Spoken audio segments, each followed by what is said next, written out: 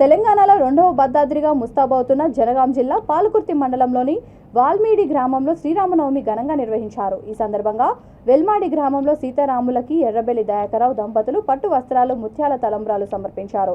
అంగరంగ వైభవంగా కళ్యాణం జరిపించారు. శుక్లాంబరధరం విష్ణుం శశివర్ణం చతుర్భుజం ప్రసన్నవదనం ధ్యాయే సర్వ విఘ్నోపశాంతయే. పేరు చెప్పాలా? మన గుడి ప్రాంగణం, దాని విశిష్టత అంతే. ఇది లవకుశుల జన్మస్థలం, దక్షిణ అయోధ్య. వాల్మీకి రామాయణం మన గుట్ట మీద రాసిండు వాల్మీకి. ఇది గుండం, ఇది మండపం గుండం పేరు పాలగుండం అంటారు, రాముల వారి గుండం. ఈ గుండంలో స్వయముగా సీతారామ లక్ష్మణ భరత హనుమ సమేతుడు స్వయముగా వెలిసి ఉన్నారు. ఈ పండిత ఆల్వారు అంటారు వీటిని. పండిత ఆల్వారు. ఇది శ్రీరామ పట్టాభిషేకం, శ్రీరాముని పట్టాభిషేకం.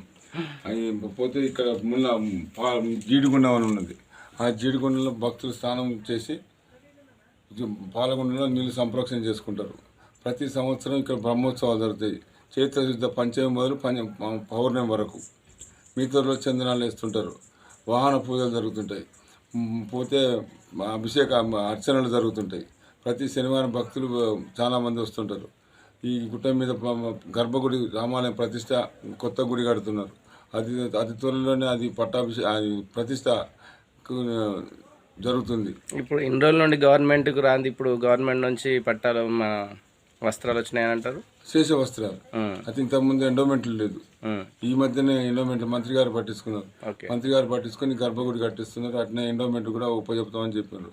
అందుకని ఈసారి పాలకుర్తి దేవస్థానం నుంచి వచ్చిన శేష వస్త్రాలు పాలకుర్తి దేవస్థానం నుండి వచ్చినాయి. ఈ పాలకుర్తి కిందకే ఉన్నాయి ఇన్ఛార్జి. పాలకుర్తి కింద ఇది ఇన్ఛార్జ్ ఈవో కూడా ఉంటాడు, అందులో ఉంటారు. ఇది దీని చరిత్ర లవకుశ దక్షిణ అయోధ్య.